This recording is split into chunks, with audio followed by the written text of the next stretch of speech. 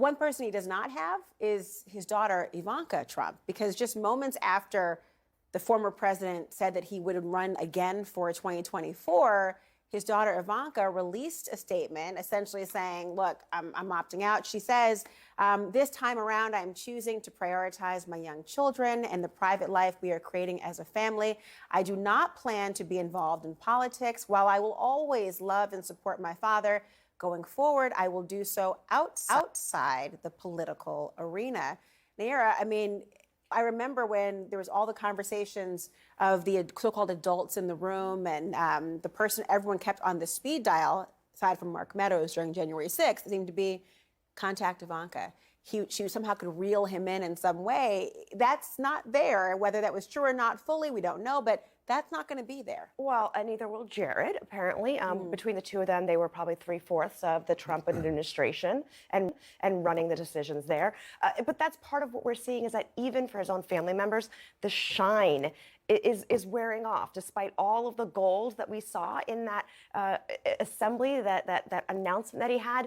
It's the appeal is not the same. So what can Trump do to be a little bit different, to set himself apart from other Republicans? Now, to the point about his hold on the Republican Party, it is absolutely there.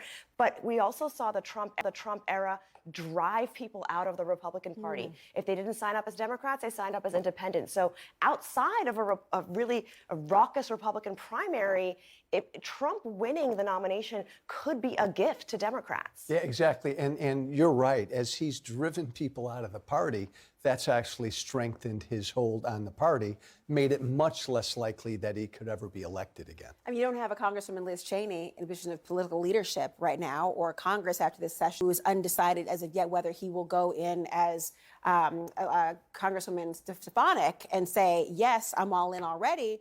When you look at the leadership right now in power in the Senate and soon to be the House, does he have the support?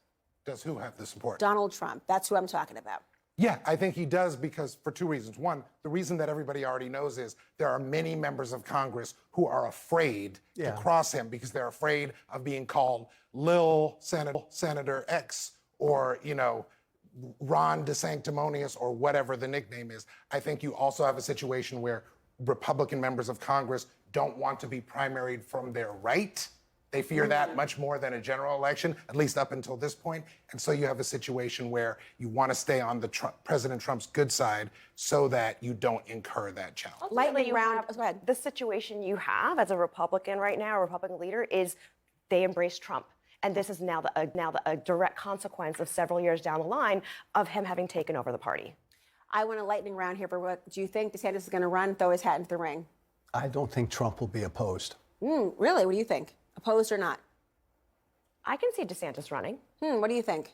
If he's going to run, he has to go now. Even though he's only in his mid-40s, Laura, if you wait too long, it's the Chris Christie rule. You miss your window.